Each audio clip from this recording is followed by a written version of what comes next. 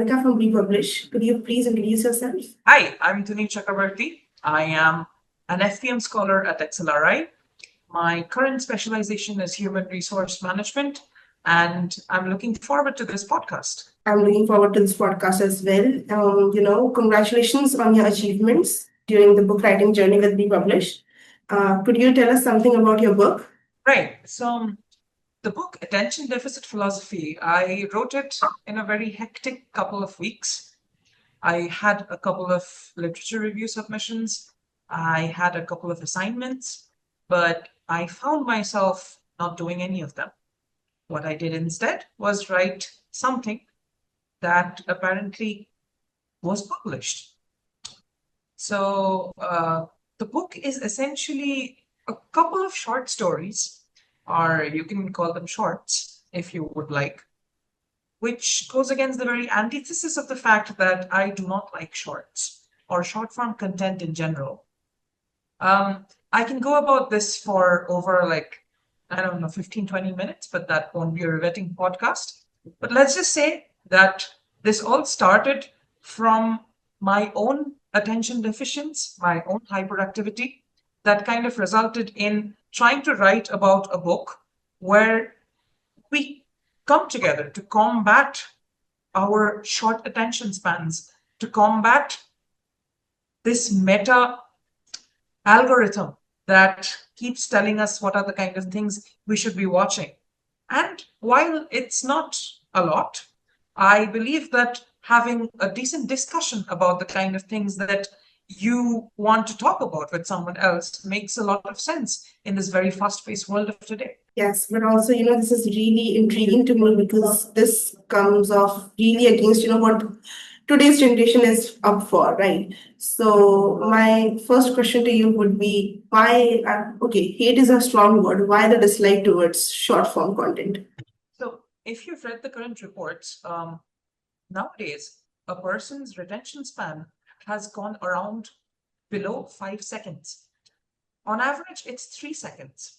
If you check how the algorithm on Instagram operates, it takes 5 seconds for something called engagement to form on a particular post.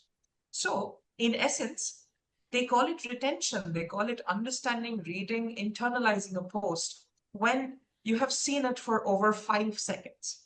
That cannot be the baseline of people who read books. That cannot be the baseline of people who want to interact with media. And this is not something that has been done solely to perpetuate dark patterns, but it's something that has become the need of the times. It's something that is necessary for people to take information faster, to process information faster, to give critique of information faster.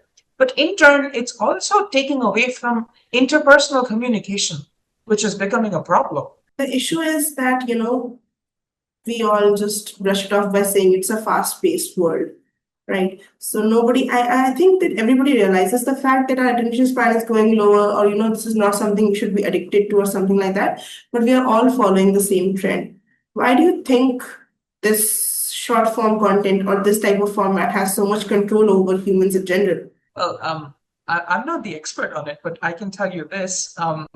When my younger brother tries watching something on YouTube, the first thing that pops up on his screen is YouTube Shorts. If you've heard about the current terminology of brain rot content, there is no end of it. Have you seen the AI monstrosities on their screens? There are planes that look like crocodiles. There are incomprehensible horrors beyond anything man has imagined that may even be called eldritch at some point in time. As far as your question goes, why this is popular? Well, it's popular because people are watching it. It's popular because people are making it, and it's getting the engagement that, this podium strives for. And as long as it's getting engagement, as long as it's farming views, it'll keep getting more and more popular. And the scariest thing, people will just keep getting better at it. Yes, because I feel like we're all just addicted to it now. I don't see any stopping in the near future with this. But there's also positives related to it. I mean, AI definitely has its own positives and advantages. So why exactly this topic? I mean, you could have written on so many things. Why did you exactly pinpoint this topic to write about when you had so many deadlines to meet and like you said, you had so many work to do? Why did you choose to write on this topic? Honestly, that feels like I don't know. That's a good question. Why didn't I just work and not write this book? That's a question I keep asking myself too. Um, the answer is I was procrastinating. The answer is I was watching too many reels about, I don't know, US presidents playing Minecraft. So I decided, well, let's just try writing something. And while the book doesn't really deal with me trying to convince people, to go touch, it's more about me trying to write about a lot of things instead of scrolling reels. So while I don't claim to be a very good writer, it's something that really took it's something that really took a bit of effort to do, a bit of conscious effort that kind of also helped me get out of my loop of waking up and then having the phone on my face for 6 hours. Very well said. But also, coming back to your writing journey, what would you say is your writing process looks like? I mean, do you like jot down the ideas first and then write, or is it like go with the flow kind of thing? How do you come up with it? Well, my writing is more stream of consciousness. I start at some point and I am not aware of where I end. I have historically I have been writing for a while, like not books as in per se. I have had a blog for a very long time. I have had a book of poetry, which I do not like to talk about much, Right. because it was a flop. No other reason. Um, and well, there are the academic works that I find myself very grateful to be able to do under the aegis of XLRI. And then you know, uh, there's the odd book in a different language that needs translation. So that's all there is. Okay. But everything that you've listed and actual proper book writing are very different in nature. So, what made you switch up your mind to go for book writing? So I didn't really consider this to be a book to begin with. I thought I would write this similar to how shorts or short form content operates. So they are if you, if somebody is going through the stories, they really don't need to read the stories in order. So you can just scroll up in the book. You can just keep skipping chapters, and you'll end up at some form of short story that you might like. So the ethos of writing anti-short form content was, in a way, inspired by short form content itself. So, if you had to write another book, what do you think would you want to now target as some, this kind of topic? Do you think you can write another book on some other topic? That's a question for sure. Um, I think I can write another book on another topic if the time comes, or if I'm feeling sufficiently uh, able to waste time, No, or to yeah. make good use of time. So I think I might be able to write more books You if and know, when the need be. I'm just, Uh, yeah, yeah, please continue. Sorry. so your question was in more of the sense, what other topics would I like to write books about? Was it not? Yes. So I am very much interested in how languages change when spoken by people from a different country.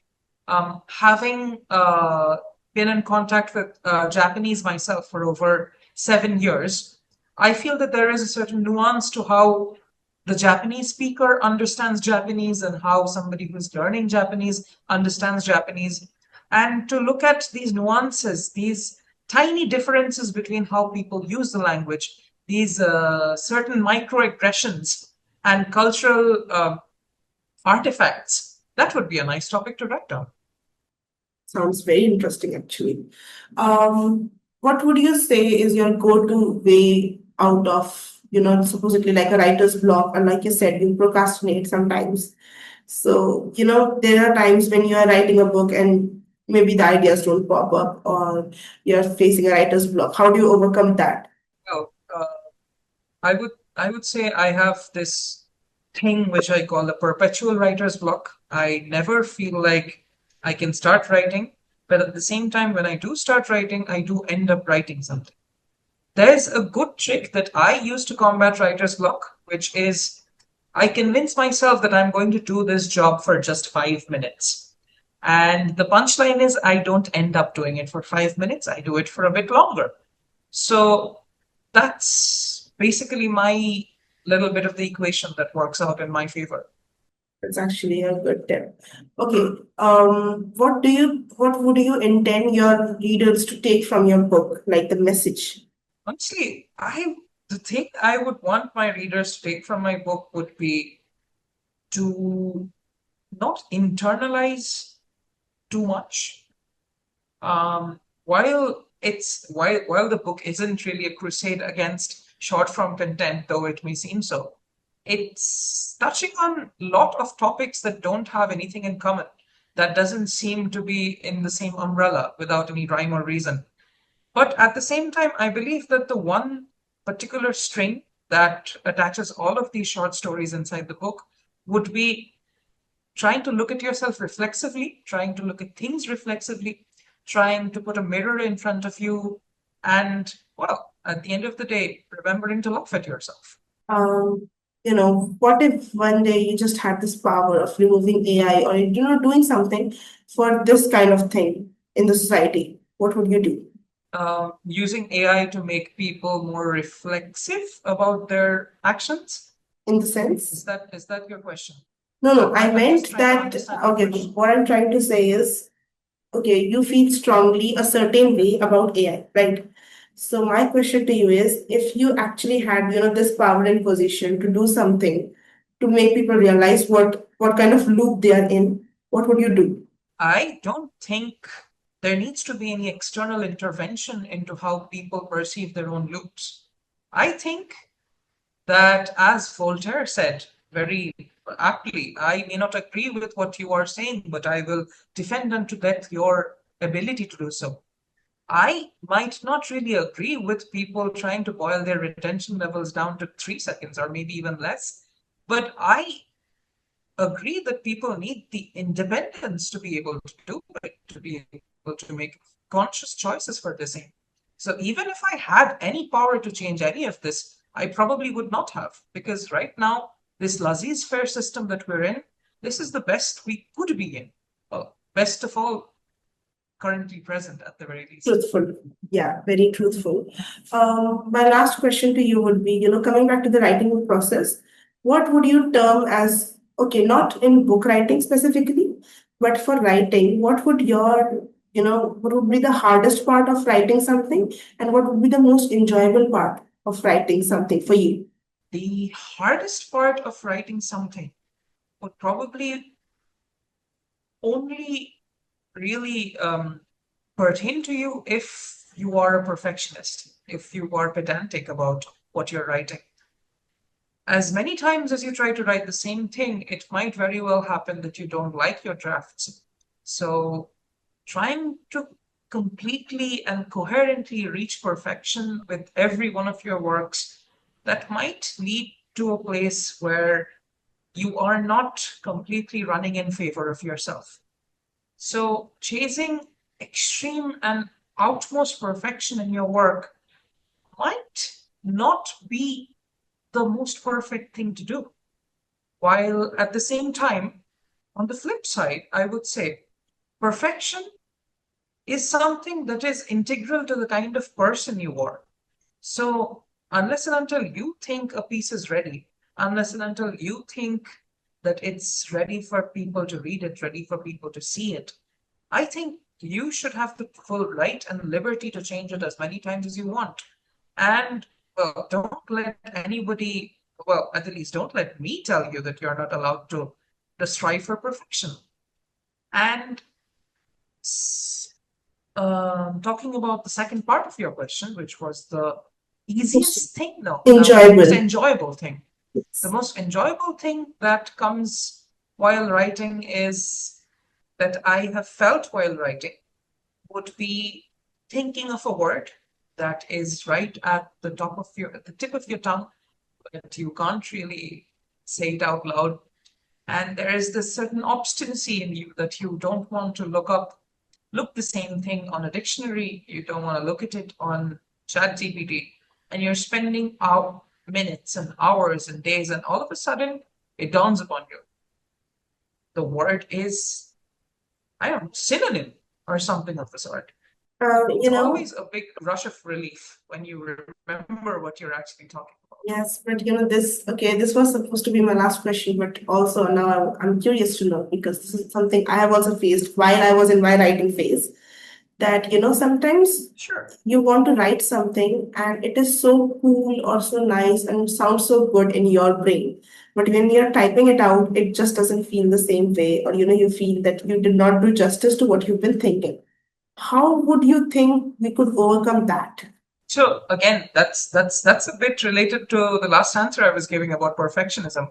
Perfectionism is a terrific and a terrible thing at the same time. And putting the exact thing, the exact abstract concept in your head to paper is no easy feat at any point in time.